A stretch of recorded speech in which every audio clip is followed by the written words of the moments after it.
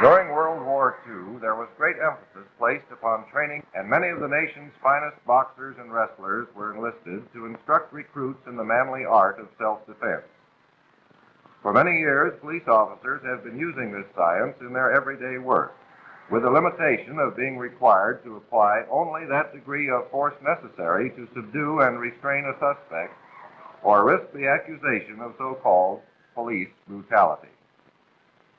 Our work is further complicated in that many of the suspects we will be called upon to subdue will be veterans of the war, trained in commando tactics, therefore familiar with and able to break the holds most commonly used. It is the purpose of this film to demonstrate not only restraining and defensive holds least apt to be broken, but also to point out the dangers of using the wrong tactics when meeting a trained and experienced suspect.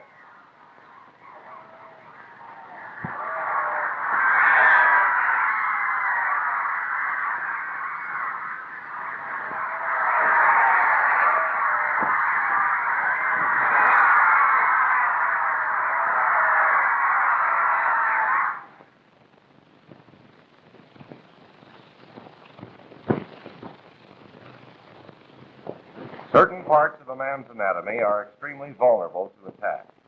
These include the larynx or Adam's apple, the elbow, groin, and the knee.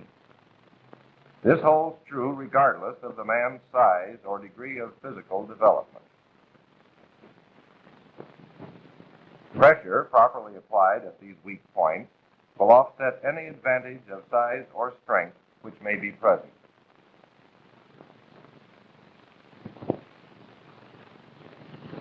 A knowledge of these leverage principles is vital as the first fundamental of training in self-defense.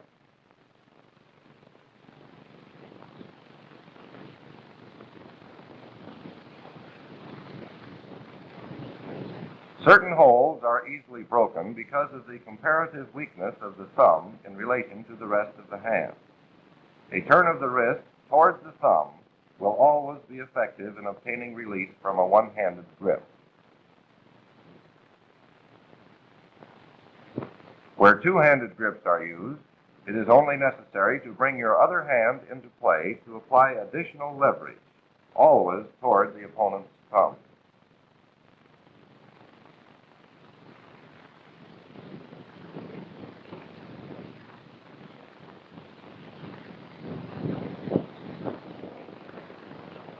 A throttle hold may be broken by an upward thrust of your arm held in the shape of a V or wedge. This may be followed through with a knee to the groin if necessary.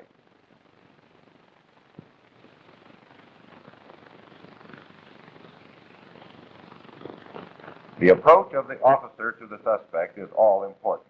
Here's what can happen when the officer uses a direct frontal approach.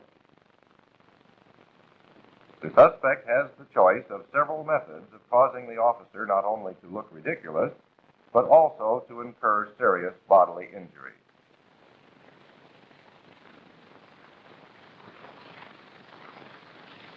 As 95% of all men are right-handed, the correct approach is to step to the right side of the suspect prior to questioning him.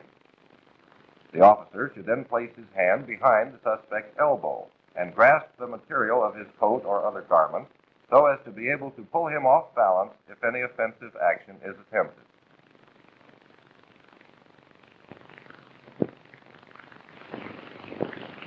Of course, if he insists, raising your right knee will concentrate the full force of his attack where it will do the most good. If the suspect turns away or jerks his arm free, you are then behind him and in the proper position to apply a rear strangle tumble-off. If he anticipates your intention and turns to the right, grab his clothing with your right hand, leaving your left hand free to apply the hold. If the suspect seems cooperative, don't be carelessly caught off guard, as could happen here, by not watching his head and arms. In the proper method, the officer watches the suspect's arms for a tip-off of an offensive move. Then, if it comes, he is in a position to apply pressure behind the knees and throw his opponent to the ground.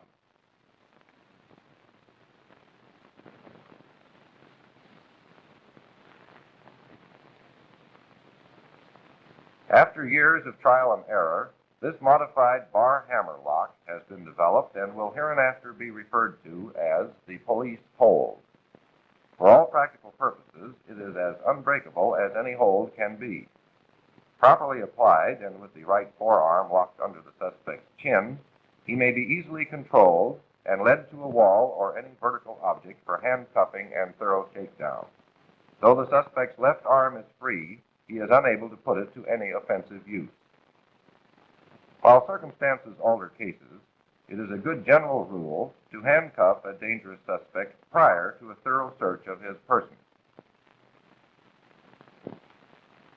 Note the position of the officer's right foot, ready to trip the suspect upon the first false move.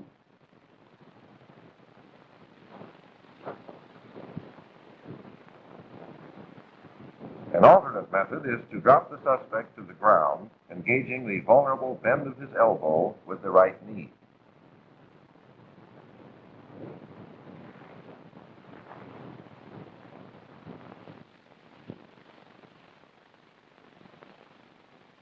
Then bring the left knee in to complete the restraint, leaving the hands free to carry on the handcuffing operation.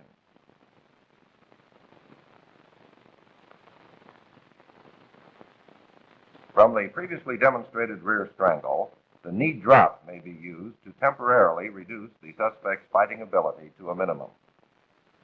As the officer follows through, he drops his right knee onto the suspect's lower ribs.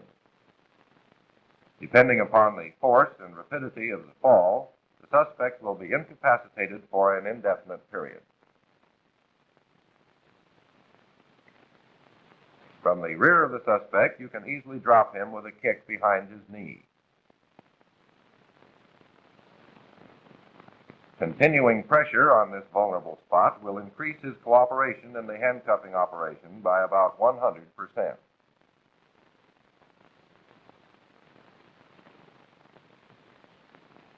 In extreme cases, the flying mare may be used, but it is not recommended as a general practice as it places the suspect momentarily behind the officer. However, this come-along is easily applied and very effective in leading the suspect to the radio car. Note that the right hand is used to guide him as well as to keep him from falling forward to break the hold. Here's what can happen when the officer approaches between two likely-looking suspects.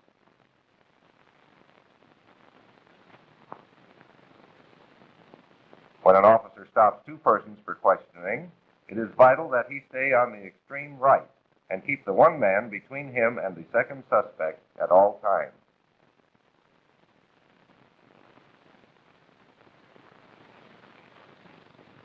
The problem of restraining female suspects is a difficult one.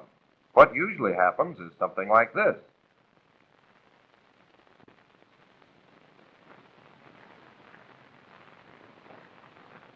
Control of her elbows is highly important. With those locked behind her back, she has no choice but to submit, if not gracefully.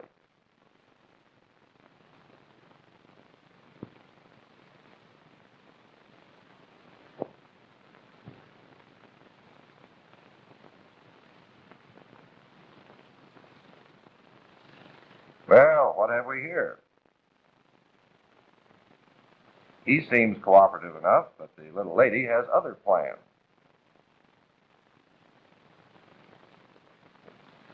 Sorry, pal, but this could go on all night. Who was it said that women were the weaker sex? This hold leaves the officer's right hand free to ward off bites and scratches.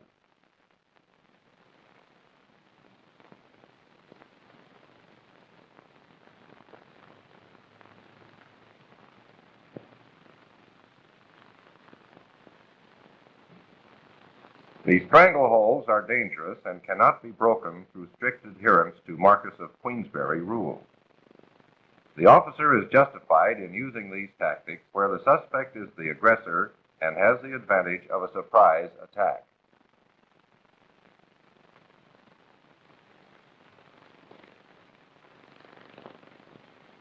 The same is true of the clumsy and easily broken bear hug.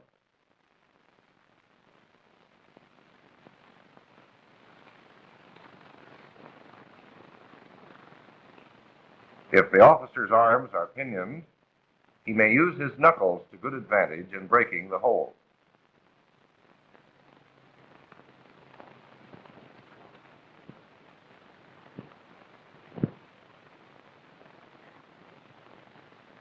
If his arms are free, he is able to use this alternate method, in all instances following through with the knee drop to the lower rib.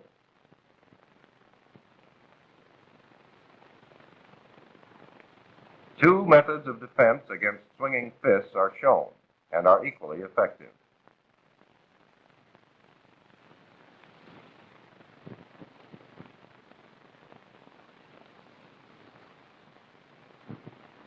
If the officer has been thrown to the ground, he should keep his feet between his body and the opponent, so as to be able to defend himself against a kick in this manner.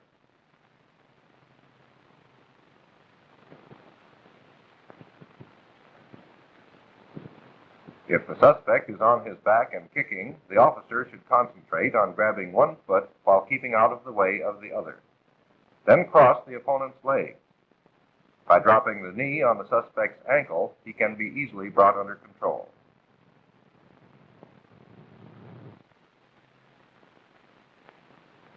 If necessary to actually wrestle with the suspect, always lie with your body across his shoulders and at a 90-degree angle.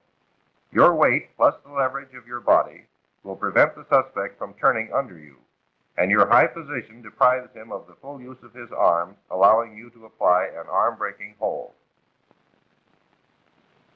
If the officer is on the bottom, his first move should be to get both hands free and together for additional leverage and twisting away from the hold.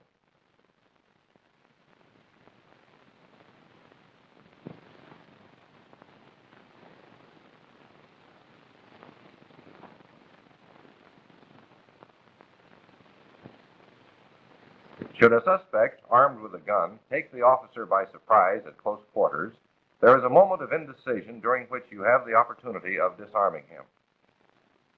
You have the advantage of selecting the exact instant in which to make your move.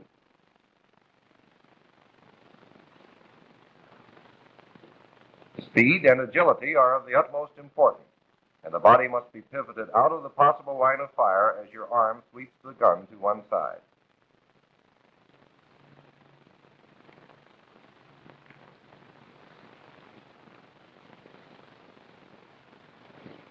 Do not telegraph your intention by any movement of your eyes or change of expression.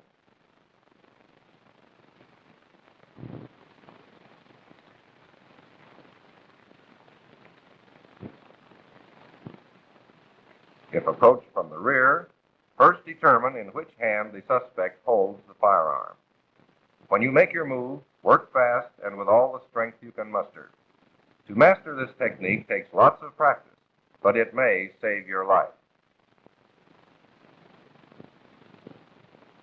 In disarming a man with a shotgun or rifle, the length of the weapon is to your advantage from a leverage standpoint.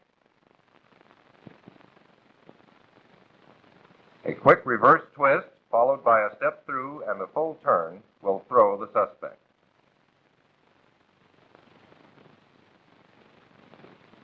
When attacked from the rear, you must first determine how the weapon is held to decide which way to turn. There are three chief methods of attack with a knife: the underhand, overhand, and center thrust. In the first two, the officer takes advantage of the suspect's forward momentum in making the throw.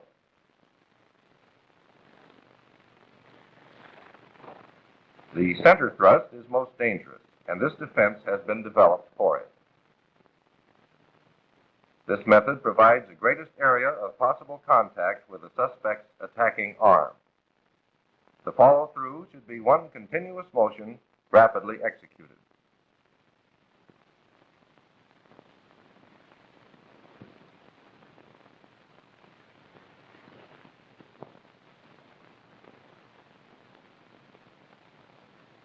For years, police officers have been using holds which are not only easily broken, but dangerous to apply. The hand grips are examples of these.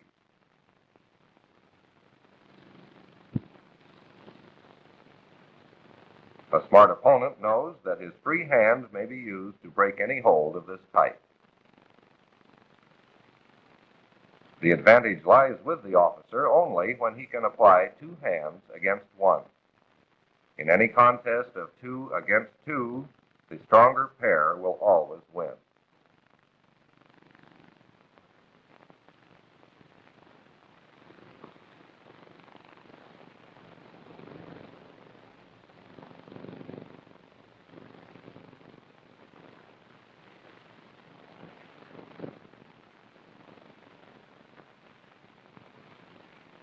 The straight arm and the wrist come-alongs are easily broken, and great is the fall of the officer who relies too confidently on such restraining methods.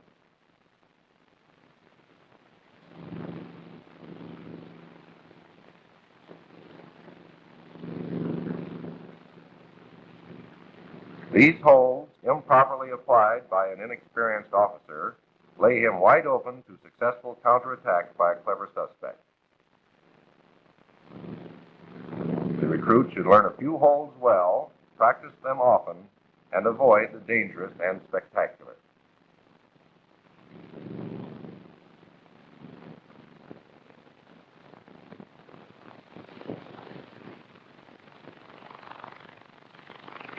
The rear strangle is only effective when the suspect is held off balance with the free hand.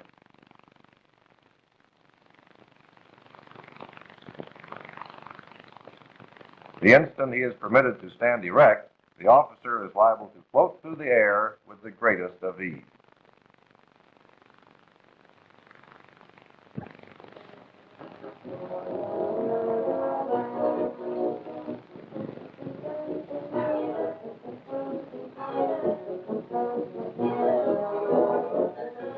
Here, a class of recruit officers learns the various holds and restraining methods outlined in this film.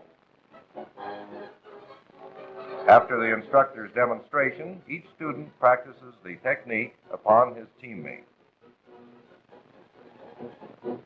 As in any other phase of police work, practice makes perfect, and these officers will recall and use the fundamentals of self-defense and disarmament continually during their tours of duty in the field.